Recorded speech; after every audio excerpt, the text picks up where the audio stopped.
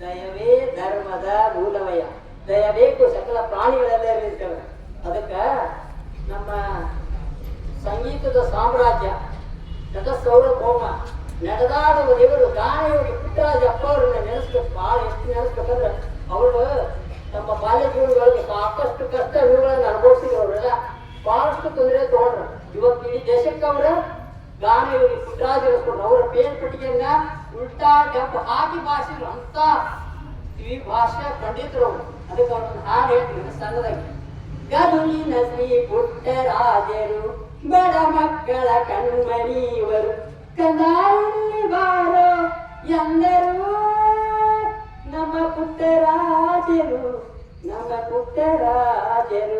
ನೋಡಲಾಕ ಕಣ್ಣಿಲ್ಲದವರು ಶಿವನ ಸ್ವರೂಪಿ ಅವತಾರದವರು ಕಂದಾಯಲ್ಲಿ ಬಾರೋ ಎಂದರು ನಮ್ಮ ಪುಟ್ಟರಾಜರು ನಮ್ಮ ಪುಟ್ಟರಾಜರು. ಸಂಗೀತ ಮನುಷ್ಯನ ಮನಸ್ಸನ್ನ ಪರಿವರ್ತನೆಗೊಳಿಸುತ್ತೆ. ಜನದಾಗ ಒಂದಿಷ್ಟು ಖುಷಿ ಖುಷಿಯಾಗಿ ಸಂಗೀತವನ್ನ ಹಾಡ್ಬೇಕು. ನಮ್ಮ ಕವಿ ಕಲಾವಿದರನ್ನ ಗುರುತಿಸ್ಬೇಕು. ಸಾಹಿತ್ಯಕ್ಕೆ ದೊಡ್ಡ ಶಕ್ತಿ ಅದ. ಅದಕ್ಕೆ ಕನ್ನಡ ಭಾಷೆಗೆ ಬಹಳ ದೊಡ್ಡ ಶಕ್ತಿ ಇದೆ.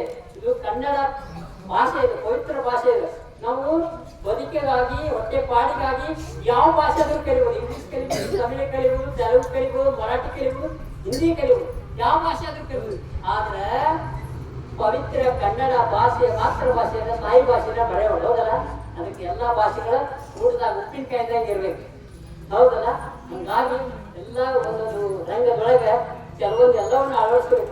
ಈಗ ನಿಮ್ಗೆ ಯಾಕೆ ಇವು ವಿಷಯಗಳ ಹೇಳಕ್ ಬಂದೇವೆ ಅಂತಂದ್ರೆ ನೀವೆಲ್ಲ ನಮ್ಗೆ ಏನಪ್ಪಾ ಅಂತಂದ್ರೆ ನಾನು ನಿಮ್ಮನ್ನ ಹುಡ್ಕೊಂಡು ಯಾಕೆ ಬಂದೇನೆ ಅಂತಂದ್ರೆ ಸಾಕಷ್ಟು ನೀವು ಬಂಗಾರದ ಅಂಗಡಿ ಹೋಗ್ತೀರಿ.